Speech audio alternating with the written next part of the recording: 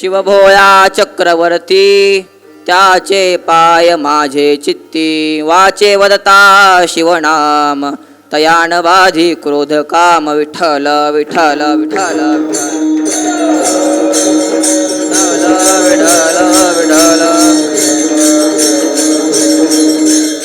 अवघी मिथ्याटी राम नाही जवकंठी.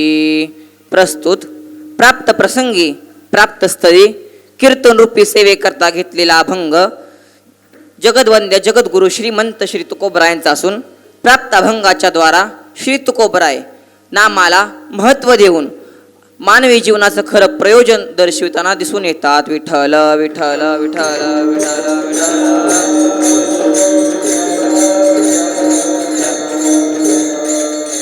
अभंग जगद्गुरु तुकोबरायांचा असून अभंगाचा सरळ सरळ शब्दशः अर्थ अशा स्वरूपाचा आहे. तुकोबराय पहिल्या चरणात म्हणतात की तुझे हे सगळे आटाआटी, तुझे हे सगळे सायास जोपर्यंत खोटेत मिथ्येत, कारण तुझ्या मुखामध्ये राम नाही. अवघी मिथ्या अटी राम नाही जवकंठी. आणि आता तरी तू सावध हो आणि या संकल्पनेच्या मोहमायेतून तरुण जा. सावधान सावधान उगवी संकल्पी हे मन. आणि आपण ज्या गोष्टीचा त्याग केला असेल, जी गोष्ट सोडून दिली असेल, त्या गोष्टीचा पुन्हा जर आग्रह धरला तर काय दंड दिल्याशिवाय राहत नाही. सांडिले ते मांडे आग्रह उरल्या काय दंडे. आणि तुकोबराय म्हणतात शेवट चरणात तुकोबराय असं म्हणतात की आपल्या भाग्यात जे आलेलं आहे ते पांडुरंगावर सोपून अखंडपणे भगवंताचं चिंतन केलं पाहिजे. तुका म्हणे आले भागा देवनी चिंती पांडुरंगा. सावधान सावधान उगवी संकल्पी हे मन. विठ्ठल विठ्ठल विठ्ठल.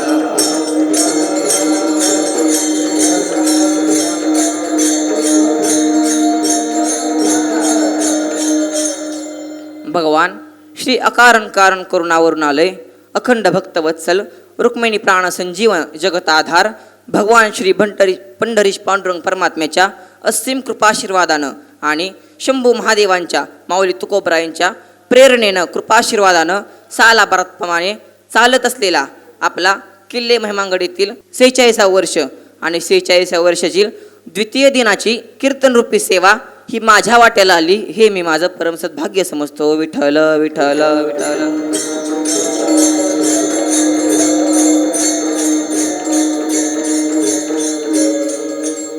कीर्तनाला सुरुवात करण्याच्या अगोदर जमलेल्या सर्व मायबाप श्रोत्यांना माझ्या कीर्तनाच्या सुरुवातीला काही 4 सूचना आहेत आणि त्या 4 सूचनांचं पालन तुम्ही सप्ताह संपेपर्यंत कराल अशी माझी इच्छा आहे. इकडे बसलेल्या सगळ्या माता माऊल्यांना आणि इकडे बसलेल्या सगळ्या पुरुष ग्रामस्थांना माझी कीर्तनाच्या सुरुवातीला पहिली सूचना आहे. आता मात्र कीर्तन सुरू झालंय. आता कीर्तनातून कोणीही उठून जायचं नाही, असं जरा माझ्याशी बोलत चला. करू आवडीने वाद तुमच्या सुखाचा संवाद, असं माझ्याशी बोलत चला. कीर्तनातील दुसरी सूचना, कीर्तनामध्ये कोणीही आपापसात बोलायचं. कीर्तनामध्ये जर आपापसात बोललं ना, तुकोबराय गात्यात ठसठशीत लिहितात की कीर्तनात बडबड केली तर पुढचा जन्म बेडकाचा घ्यावा लागतो.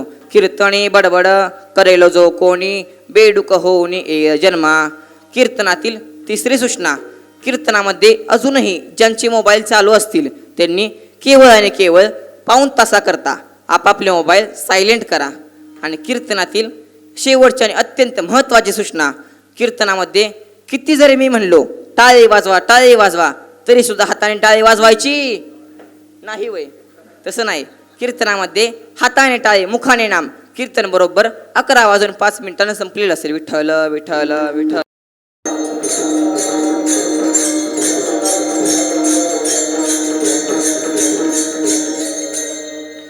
मनुष्याला स्वतःच्या बुद्धीनं ग्रंथ कळत नाहीत, स्वतःच्या बुद्धीनं पंथ कळत नाहीत, स्वतःच्या बुद्धीनं संत कळत नाहीत आणि स्वतःच्या बुद्धीनं भगवंत सुद्धा कळत नाही. आपली भारतीय संस्कृती जी आहे ती विचाराची आहे, विचार प्रधान आहे. ज्या कृतीमध्ये विचार नाही ती कृती आपल्या या भारतीय संस्कृतीत जन्माला आलेली नाही. विचारा वाचून न पविजे समाधान. त्यामुळं प्रत्येक कृतीत आपल्या भारतीय संस्कृतीचा विचार आहे. आपल्याला प्रपंच कळायला सुद्धा बुद्धीच लागते आणि परमार्थ करायला सुद्धा बुद्धीच लागते. पण ऐका, प्रपंच करायला सूक्ष्म बुद्धी लागते आणि परमार्थ करायला शुद्ध बुद्धी लागते. यातला सुद्धा तुम्हाला बारकावा सांगतो की सूक्ष्म बुद्धी अंतराळात नेते आणि शुद्ध बुद्धी अंतरंगात नेते. आणि ती शुद्ध बुद्धी अंतरंगात गेल्याशिवाय परमार्थाची सुरुवातच होत नाही. आता परमार्थ म्हणजे नक्की काय बरं? तर परमार्थाची साधी सोपी सरळ आणि सुटसुटीत व्याख्या मी तुमच्यासमोर मांडतोय. ही व्याख्या माझी नाही, ही व्याख्या गुरुवर्य रंगनाथ महाराज परभणीकर यांची आहे. ते बोलायचे, जागा बदलली म्हणजे परमार्थ होत नाही, कपडे बदलले म्हणजे परमार्थ होत नाही, आपली भाषा बदलली म्हणजे परमार्थ होत नाही. तर परमार्थ म्हणजे काय? त्यांच्या भाषेत ते म्हणायचे, देशांतर म्हणजे परमार्थ नव्हे, वेशांतर म्हणजे परमार्थ नव्हे, भाषांतर म्हणजे परमार्थ नव्हे, तर परमार्थ म्हणजे वृत्तीतील होणारा बदल. याला शास्त्रामध्ये शब्द आहे वृत्त्यांतर. जोपर्यंत आपल्या स्वभावात बदल होत नाही तोपर्यंत परमार्थ उपयोगालाच येत नाही. त्यामुळं ग्रंथ मनुष्याला स्वतःच्या बुद्धीनं ग्रंथ कळत नाहीत. काही पुस्तकं आपण कधीच वाचू नयेत. कोणती पुस्तकं वाचू नयेत? मन चंचल करणारी, काम वासना वाढवणारी पुस्तकं कधीच वाचू नयेत. काही गोष्टी वेळ असेल तर वाचाव्यात. उदाहरणार्थ वर्तमानपत्र आणि इंस्टाग्रामचे मेसेज, व्हॉट्सअपचे मेसेज वेळ असेल तरच वाचावेत. आणि काही ग्रंथ मात्र वेळ काढून वाचावेत. ज्ञानेश्वरी आणि गाथा वेळ काढून वाचावा. मामासाहेब दांडेकर असं म्हणायचे, ज्ञानेश्वरी गाथा वाचल्याशिवाय मरू नका, असं ते म्हणायचे. जोपर्यंत आपले हात चांगले आहेत ना तोपर्यंत हाताने टाळे वाजवली पाहिजे, टाळ वाजवला पाहिजे. जोपर्यंत कान चांगले आहेत तोपर्यंत कीर्तन भजन प्रवचन ऐकलं पाहिजे, भगवंताचे गुण ऐकले पाहिजेत. जोपर्यंत पाय चांगले आहेत ना तोपर्यंत तीर्थयात्रेला गेलं पाहिजे. जव हे सकळ सिद्ध आहे, हात चालावया पाये, तव तू आपले स्वहित पाहे, तीर्थयात्रे जाय चुकू नको. जोपर्यंत आपलं शरीर चांगलं आहे तोपर्यंत आपण पंढरपूरच्या वारीला गेलं पाहिजे. ज्ञानेश्वरी गाथा हे जीवन काय हे समजून सांगणारे ग्रंथ आहेत. जीवन सगळ्यांना कळतं पण माणसाला जीवन मात्र कुणालाच कळत नाही. ज्ञानेश्वरी गाथा न वाचता एखाद्या गावातील जर मनुष्य मेला आणि त्याच दिवशी त्या गावातील जर कुत्रा मेला ना तर त्या दोघांच्या जाण्यामध्ये काही सुद्धा फरक नाही. त्यामुळं ज्ञानेश्वरी गाथा हे संस्कार देणारे ग्रंथ आहेत. ज्ञानेश्वरी गाथा हे जीवन काय हे समजून सांगणारे ग्रंथ आहेत. म्हणूनच असं म्हणलं जातं, ग्रंथामुचे हाती ग्रंथामुचे साथी, ग्रंथ उजळविती अज्ञानाच्या राती, म्हणून ग्रंथच देती शांती ग्रंथच करीती क्रांती, म्हणून ग्रंथाशी असावी आपली ज्ञाती. आपल्या मानवी जीवनाचं खरं रहस्य आपल्याला ग्रंथामध्येच सांगितलेलं आहे. धर्म काय, अधर्म काय, चांगलं काय, वाईट काय, सत्य काय, असत्य काय, हित काय, अहित काय, हे सगळं आपल्याला ग्रंथामध्येच सांगितलेलं आहे. आणि जी लोक या धर्माला जगत नाहीत, धर्म म्हणजे काय तर शेती करणं हा शेतकऱ्याचा धर्म, कीर्तन करणं हा कीर्तनकाराचा धर्म, शाळेत चांगलं विद्यार्थ्यांना ज्ञान देणं हा शिक्षकांचा धर्म, विद्यार्थ्यांनी चांगलं गुरुजवळून ज्ञान ग्रहण करणं हा विद्यार्थ्याचा धर्म. आणि जी लोक अशा धर्माला जागत नाहीत त्याकरता सुभाषितकार खूप कडक बोलतात. ते बोलतात की जी लोक धर्माला जागत नाहीत ना ती लोक या पृथ्वी तलावर पशु म्हणूनच वावरतात. येषां न विद्या न तपो न दानम न चापि शीलम न गुणो न धर्म, ते मृत्युलोके भुवि भारभूता मनुष्य रूपेण मृगाशरन्ति. ज्यांना विद्या नाही, ज्यांना तप नाही, ज्यांना दान ठाऊक नाही, ज्यांना शील नाही, ज्ञान नाही, अशा तऱ्हेने ज्यांच्या अंगात कोणताच गुण नाही आणि जी लोक धर्म जागत नाहीत ना ती लोक या पृथ्वी तलावर पशु म्हणूनच वावरतात. विठ्ठल विठ्ठल विठ्ठल.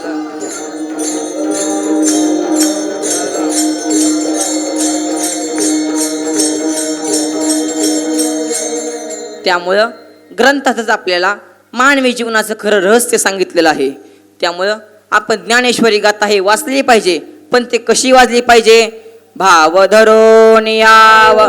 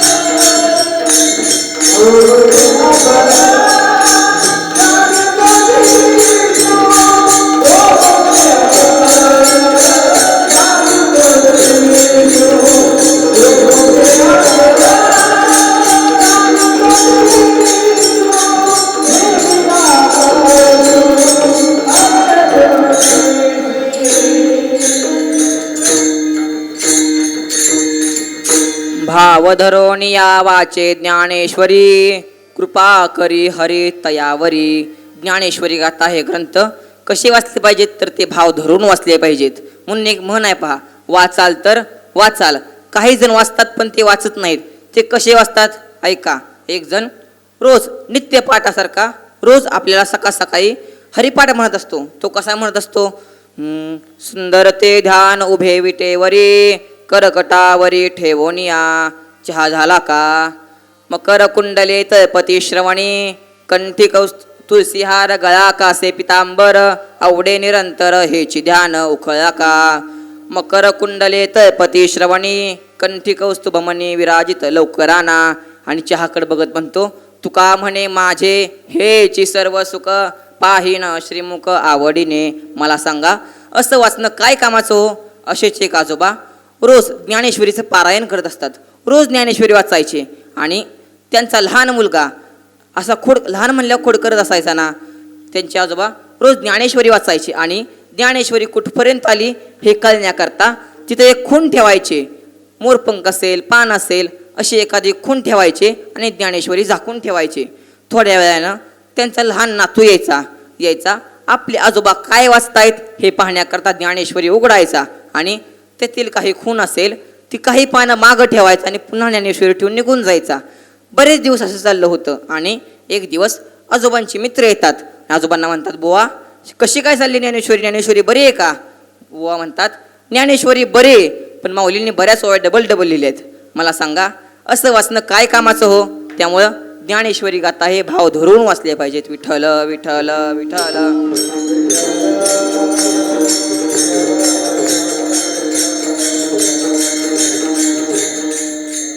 ज्ञानेश्वरी गाथा हे महाराष्ट्राच्या संस्कृतीचा आत्मा आहेत. महाराष्ट्राची संस्कृतीच्या गळ्यातलं मंगळसूत्र म्हणजे ज्ञानेश्वरी आणि गाथा आहेत. जर ज्ञानेश्वरी आणि गाथा जन्माला नसते ना आले तर महाराष्ट्राची संस्कृती सौभाग्यवती नसती ठरली. त्यामुळं ज्ञानेश्वरी गाथा हे महाराष्ट्राच्या संस्कृतीचा आत्मा आहेत. आणि मनुष्याला स्वतःच्या बुद्धीनं ग्रंथ कळत नाहीत, स्वतःच्या बुद्धीनं पंथ कळत नाहीत. पंथ म्हणजे गुरु लोक, शिक्षक. अर्भकाचे साठी पंते हाती धरली पाटी. अर्भकाच्यासाठी आपल्या जनहितासाठी शिक्षक लोक गुरु लोक आपल्या हातात पाठी धरतात, लोकांना शिकवतात. त्यामुळं मनुष्याला स्वतःच्या बुद्धीनं पंथ कळत नाहीत, स्वतःच्या बुद्धीनं संत कळत नाहीत. विठ्ठल विठ्ठल विठ्ठल.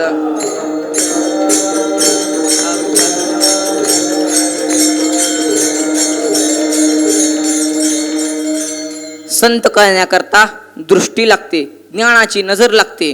कारण संत महात्मे जरी आपल्यासारखे दिसत असले ना तरी ते आपल्यासारखे कदापि नसतात. संत नव्हती जगा मानसाच्या सारिके.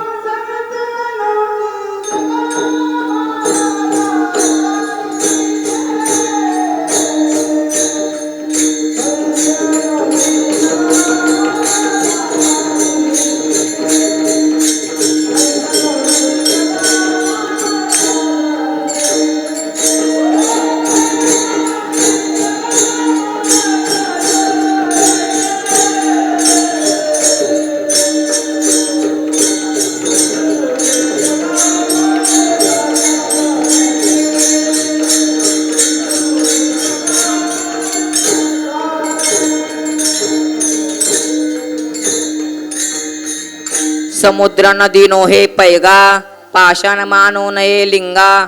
संत नव्हती जगा मानसाच्या सारिके. संत महात्मे जरी आपल्यासारखे दिसत असले तरी ते आपल्यासारखे कदापि नसतात. त्यामुळं संत महात्म्यांना पाहण्याकरता ज्ञानाची नजर लागते, संत कृपेला भाग्य लागतं आणि संतांच्या जवळ टिकायला सेवा लागते. जे ज्ञानाचा कुरुठा तेथ सेवा हा दारवंठा. तो स्वाधीन करी सुपटा ओळगोने. तनो मनो जीवे चरणासी लागावे. अगरवता करावे दास्य सकळ. संतांची कृपा खेचून आणणाऱ्या शक्तीचं नाव आहे सेवा.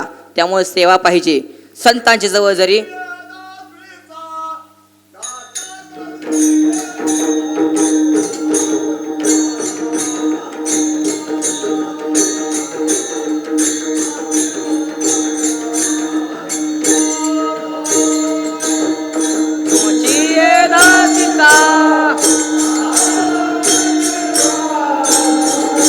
द्यावा हाती मद आशीर्वाद द्यावा हाची मज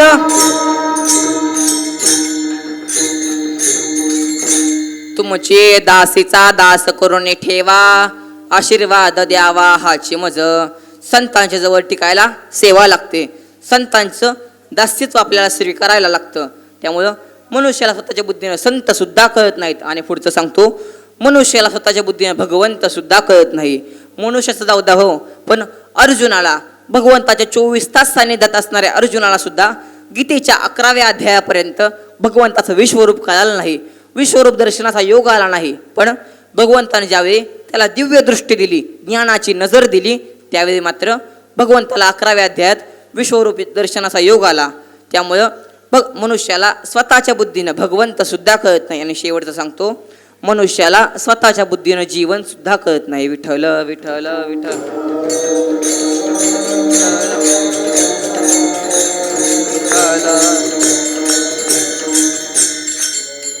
जीवनाच्या यशस्वीतेचे काही मापदंड आहेत ऐका वेल लावला वेलीला फूल आलं वेलीची पूर्णता झाड लावलं झाडाला फळ आलं झाडाची पूर्णता घर बांधलं घराची वास्तुक शांती झाली घराची पूर्णता मंदिर बांधलं मंदिरावर कळस बसवला मंदिराची पूर्णता गंगा नदी हिमालयातून निघाली समुद्राला जाऊन मिळाली नदीची पूर्णता माऊलींची पालखी आळंदीहून निघाली आळंदी पुणे सासवड जेजुरी वाल्हे लोणंद तरडगाव फलटण बरड नातेपुते माळशिरस वेळापूर बंडिशेगाव पाखरी पंढरपूर तुळजापूर गाणगापूर अक्कलकोट काय झालं झोपला काय माऊलींची पालखी पंढरपूरहून आळंदीहून निघते आणि माऊलींच्या पालखीचा विसावा कुठे ते भक्त तुकोबराय सांगू शकतात तुका म्हणे आहे पंढरी विसावा आहे पंढरी विसावा आहे पंढरी विसावा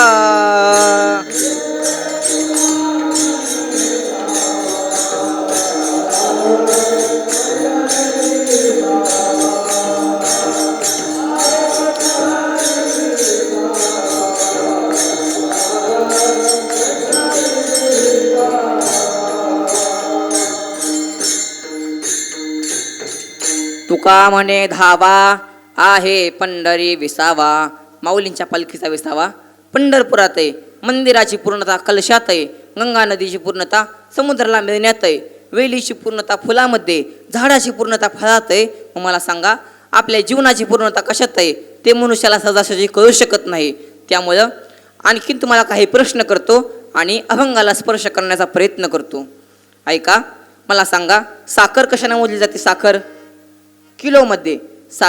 किलोमध्ये मोजली जाते आणि मला सांगा मग ज्वारी कशाने मोजली जाते ज्वारी क्विंटलमध्ये ऊस टनामध्ये कापड मीटरमध्ये अंतर किलोमीटरमध्ये आणि मग मला सांगा आपल्या जीवन मोजण्याचा मापदंड काय आपल्या जीवन मोजण्याचं साधन काय अगदी चपळाईने उत्तर देता येईल असा एक प्रश्न करतो आपल्या महिमांगणातील एक व्यक्ती एक तरुण खांद्यावर पताका घेतली आणि चालत चालत चैत्रीवारीला पंढरपूरला जाऊन पोहोचला त्याला जाण्याकरता 20 दिवस लागले पायाला फोड आले पण तो पंढरपूरला जाऊन पोहोचला आणि त्याच गावातील दुसरा मुलगा घरातून बाहेर आला खिशात हात घातला गाडीची चावी काढली आणि 15 मिनिटाच्या आत शेजारच्या ढाब्यावर जाऊन पोहोचला मला सांगा यशस्वी कोण पंढरपूरला गेलेला का ढाब्यावर गेलेला बरं अर्थातच पंढरपूरला गेलेला यशस्वी झाला कारण त्याला पोचण्याकरता वेळ लागला पण तो चांगल्या मार्गावर जाऊन पोचला त्यामुळं आपल्या जीवनाची खरी पूर्णता कशात आहे ते फक्त तुका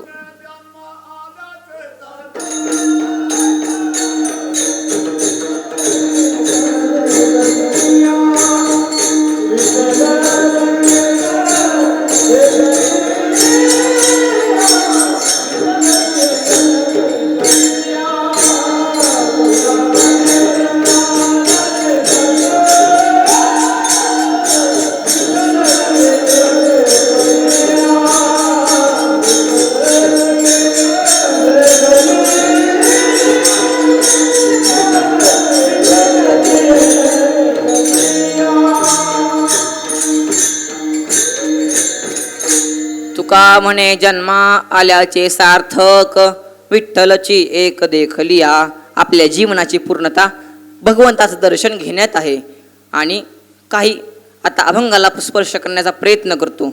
एक जण असाच संसाराला ग्रासलेला असा एक व्यक्ती तुकोबरायांकडे आला आणि तुकोबरायांना म्हणाला, तुकोबराय, संसारामध्ये राबतोय, हाडाची काढ करतोय, रक्ताचं मला कशाला उभं केलंय. मग एवढं सगळं करून सुद्धा संसारामध्ये सुख प्राप्त होत नाही, समाधान प्राप्त होत नाही. तुकोबराय म्हणतात, अरे बाबा, तुझ्याकडून जी गोष्ट करायची राहिली ती गोष्ट मात्र तू करू शकला नाही. काही जण अशाच महिला भांडण करताना म्हणतात, लग्नाला 15 वर्ष झाली, 20 वर्ष झाली, पण मला साधा फुटका मनी सुद्धा घेतला नाही. अशा काही तक्रार करतात. मला पण अजून माहीत नाही.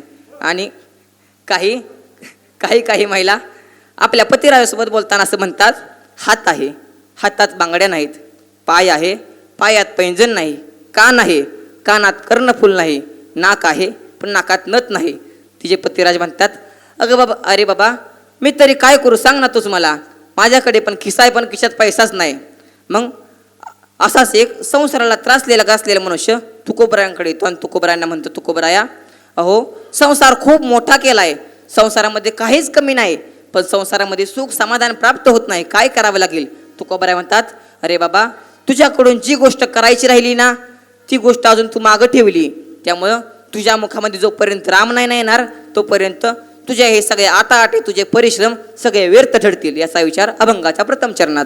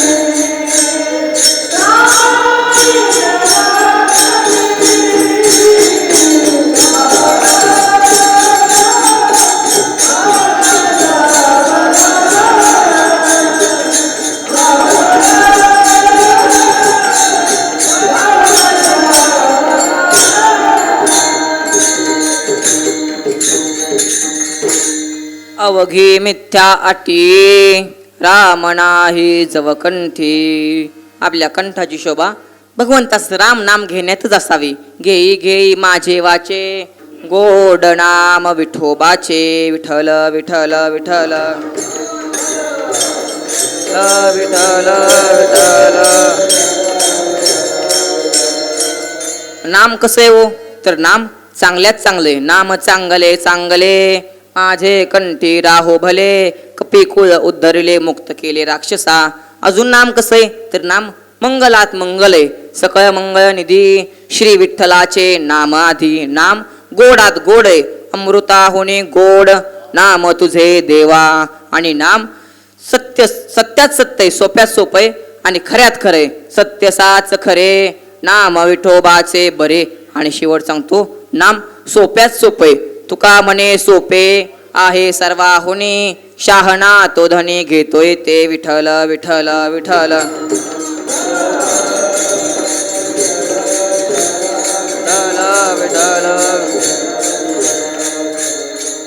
आपण जर जेवण जरी करत असलो आणि जेवण करताना आपण प्रत्येक घासाला जर राम म्हटलं ना, तर आपल्याला उपवास न करता, एकादशी न करता एकादशीचं पुण्य प्राप्त होतं. राम म्हणता ग्रासो ग्रासे, राम म्हणता ग्रासो ग्रासे, तो नर रचियेला उपवासे, तो नर रचियेला उपवासे.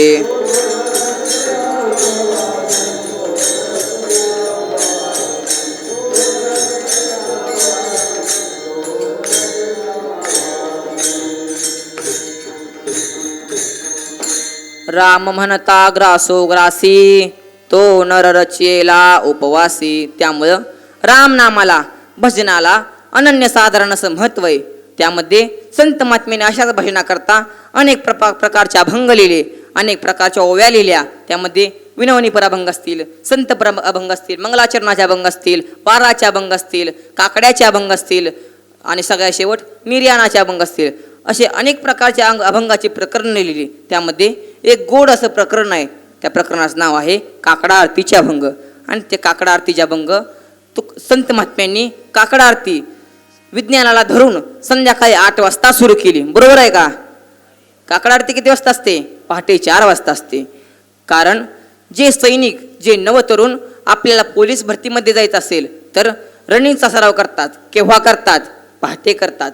ज्यांना आपला सुंदर गळा ठेवायचा आहे, चांगलं गायन करायचं आहे, अशी लोक, अशी मुलं गायनाचा सराव करतात, पहाटे करतात. ज्यांना बीपी शुगरचा त्रास असेल अशी लोक चालण्याचा व्यायाम करतात. केव्हा करतात? तेही पहाटे करतात. ज्यांना चांगला मृदंग वाजवायचा आहे, मृदंग शिकायचा आहे, अशी नवतरुण, अशी मुलं मृदंगाचा सराव करतात. केव्हा करतात? तेही पहाटे करतात. आणि जुन्या कालावधीमध्ये दळण दळलं जायचं. केव्हा? तेही पहाटे दळलं जायचं. आणि ते दळण सून दळायची का सासू दळायची? हो, सून दळायची. ती पण थोरली का धाकटी? धाकटी दळायची. कारण थोरली सून म्हणजे घरातील मुख्यमंत्री. ती कशी दळणार दळण? 2 नंबरची सून, अहो तीही दळत नव्हती, कारण ती कॅबिनेट मंत्री, ती सुद्धा दळत नव्हती. आणि नणंद, तीही दळणाला हात लावत नव्हती, कारण ती परराष्ट्र मंत्री, ती कशी दळणार दळण? आणि सगळा दळणाचा भार धाकट्या सुनेवर यायचा. आणि दळण दळताना म्हणायची, चुलीतलं लाकूड चुलीत जळणार, स्मशानाचं लाकूड स्मशानाला जळणार, आणि माझ्याशिवाय कोण जळणार? विठ्ठल विठ्ठल विठ्ठल विठ्ठल विठ्ठल.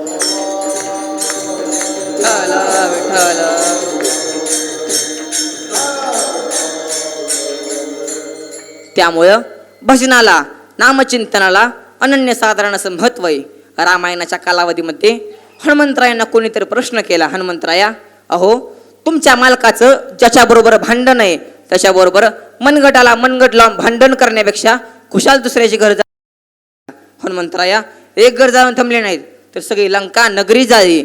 आणि ती लंका नगरी ज्या मालकाची आहे त्याची दाढी सुद्धा जाळी. त्यामुळं हनुमंतरायांना कृत, त्रेता, द्वापार आणि कली या चार युगामध्ये कोणी सुद्धा हनुमंतरायांना धन्यता दिली नाही. पण कशाबद्दल? जाळाजाळीबद्दल. शब्द लक्षात ठेवा. आणि देहूत झालेल्या तुकोबरायांनी मात्र हनुमंतरायांची एकांतात गाठ घेतली, हनुमंतरायांच्या हातात हात दिला आणि म्हणतात, हनुमंता थँक्यू, अशीच घर जायची कम करता. म्हणजे हनुमंतरायांना तुकोबरा धन्यता देतात. लंका धन्य धन्य म्हणे तुका. त्यामुळं नामाला अनन्यसाधारण असं महत्व आहे. काही गोष्टी अनावश्यक आहेत. अनावश्यक काय बरं? तर लग्नातील डीजे हा अनावश्यक असतो. काही गोष्टी आकर्षक आहेत. आकर्षक काय बरं? तर लग्नातील मंडप हा आकर्षक असतो. आणि काही गोष्टी आवश्यक असतात. आवश्यक काय बरं? तर लग्नातील ब्राह्मण देवता ही आवश्यक असते. आणि अत्यावश्यक काय बरं? सांगा, अत्यावश्यक काय? जेवण नाही. तर अत्यावश्यक लग्नातील नवरा नवरी हे अत्यावश्यक आहे.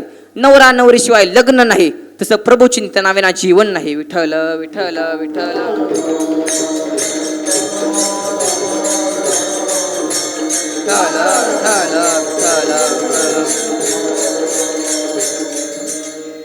एखाद्या स्त्रीने जर अंगावरती किती जरी अलंकार घातले, कुरेकर बाबा म्हणायचे की एखादी स्त्री अंगावरती 32 अलंकार घालून पिवळी धमक जरी झाली ना, जर तिला नाक नसेल ती तिला शोभा येत नाही, सौंदर्य प्राप्त होत नाही. त्यामुळं अलंकार सुद्धा एक प्रकार आहे का हो? अलंकार 32 प्रकारचे अलंकार आहेत. ऐका. मणी, मंगळसूत्र, वज्रटी, गलसरी, पुतळ्याची माळ, ठुशी, चंद्रहार, फुल्लर, केकद, कुरडू, नथ, चमकी, भोरमाळ, घंटन, नेकलेस, बाजूबंद, शिंदेशाही तोडी, जोडवी, जोडवी, चपलाचा हार, बुटाचा हार, सँडलचा हार. काय झालं? तसं नाही. अलंकारांचे 32 प्रकार आहेत आणि एखाद्या स्त्रीने ते 32 जरी अलंकार घातले ना, तर तिला नाक नसेल तर शोभा येत नाही.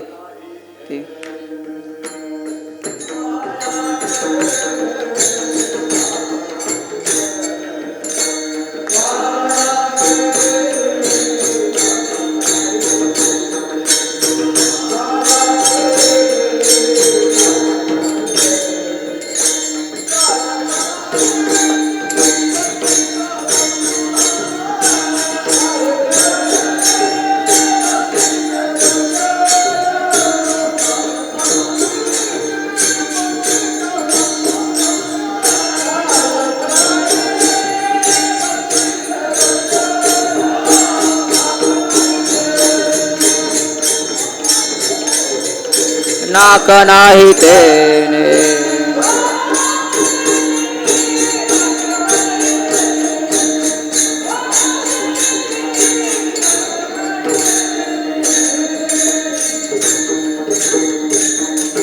काय कराविती 32 लक्षणे, नाक नाही तेने वाया गेली. जर एखाद्या स्त्रीला नाक नसेल ना, तर तिला सौंदर्य प्राप्त होत नाही, किती जरी अलंकार घालू द्या. तसं संसार किती जरी मोठा केला, किती जरी धन दौलत असली, तरी सुद्धा संसारात प्रभुचिंतन नसेल, राम नाम नसेल ना, तर संसारात सुख प्राप्त होत नाही. विठ्ठल विठ्ठल विठ्ठल.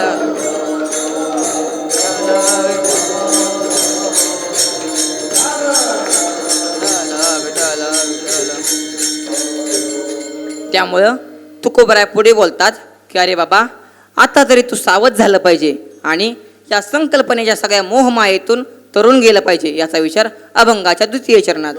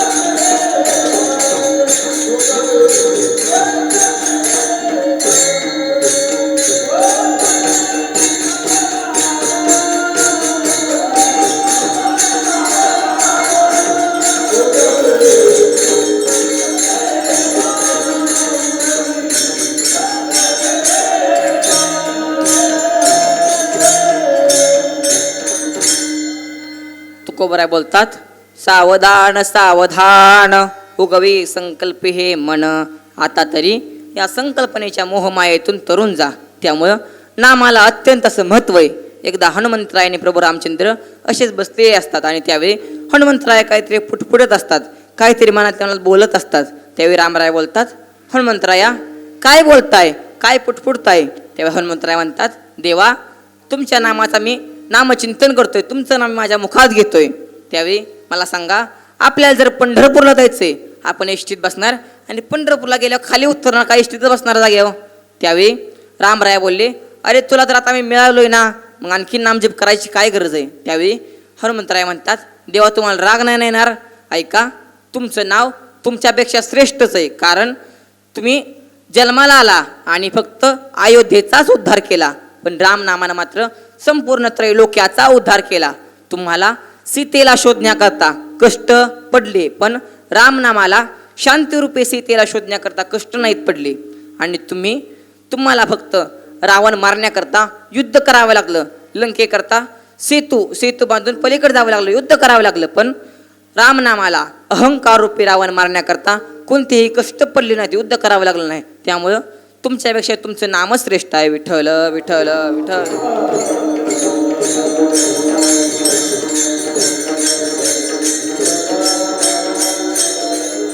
त्यामुळं रामनामाला अत्यंत असं महत्त्व आहे.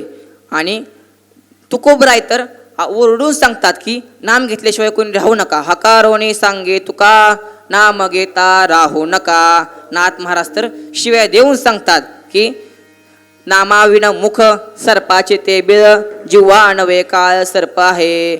भक्तिविन पशु कशासी वाढला, सटविने नेला कैसा नाही. त्यामुळं रामनामाला अत्यंत असं महत्त्व आहे. आणि आपण जर एखाद्या गोष्टीचा त्याग केला, एखादी गोष्ट सोडून दिली, तर त्या गोष्टीचा पुन्हा पुन्हा आग्रह धरता कामा नये. त्याकरता एक दृष्टांत सांगतो, तो पर्यंत भजन करा. विठ्ठल विठ्ठल.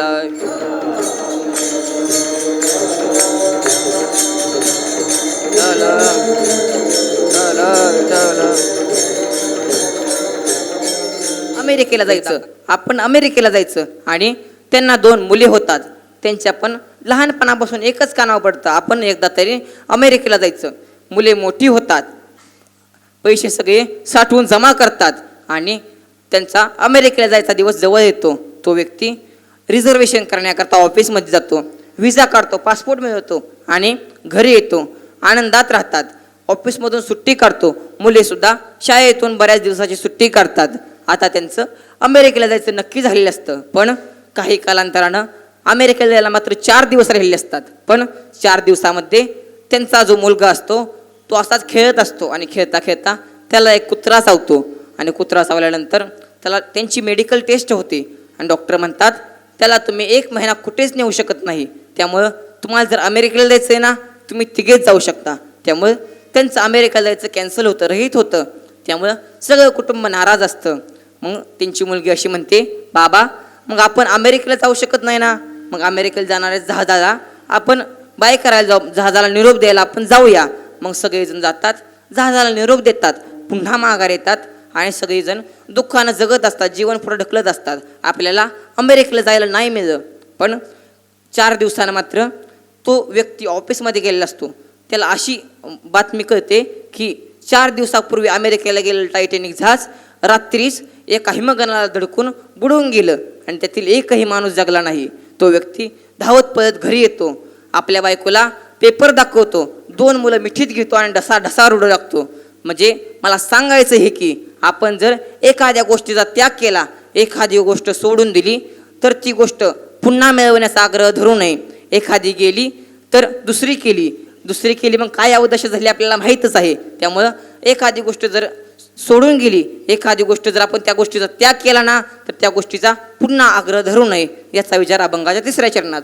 सांडिले ते मांडे आग्रह उरल्या काळदंडे. आपण एखाद्या गोष्टीचा त्याग केला आणि ती गोष्ट पुन्हा मिळवण्याचा प्रयत्न केला तर काळ दंड दिल्याशिवाय राहत नाही. संप्रदायाच्या नियमाप्रमाणे आपण मधलं भजन घेऊया. सगळ्यांनी हात ताट वर करा, सगळ्यांनी निरगिल्याच्या झाडावानी ताट. हा राहू द्या सकाळपर्यंत. आता आपण संप्रदायाच्या नियमाप्रमाणे मधलं भजन घेऊया. विठोबा रखुमाई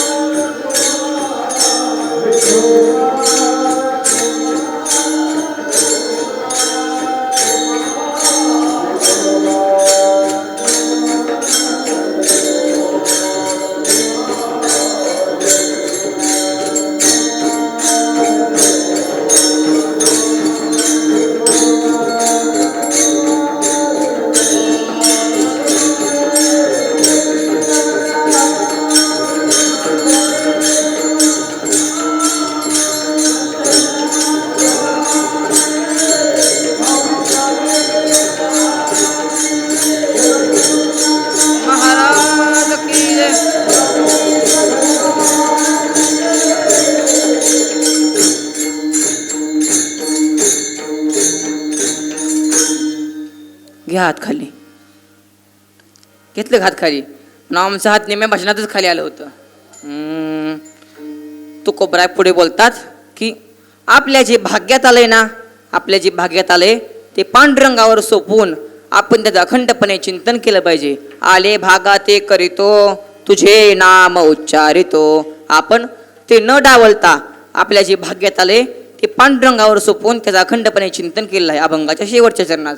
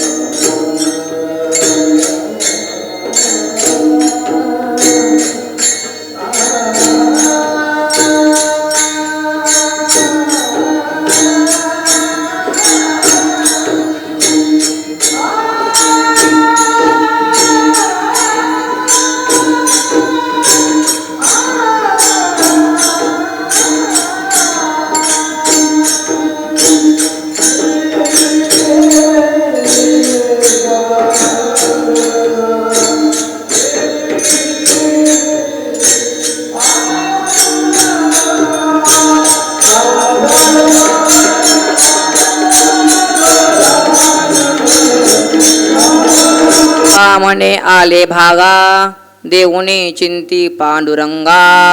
सावधान सावधान उगवी संकल्पी हे मन. ज्ञानेश्वर माऊले ज्ञानराज.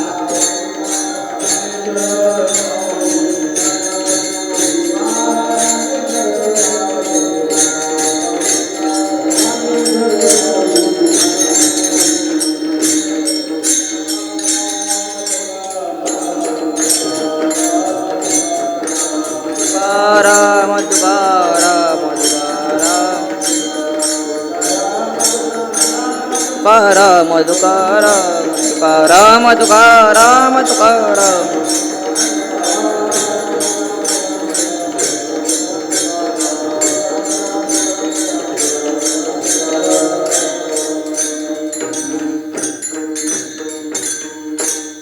झालेली कीर्तन सेवा माझ्या आईवडिलांच्या चरणी, माझ्या आजी आजोबांच्या चरणी, माझ्या श्री गुरूंच्या चरणी, तुम्हा सर्व ग्रामस्थांच्या चरणी, भगवान श्री महादेवांच्या चरणी समर्पित करतो आणि सेवेला पूर्णविराम देतो.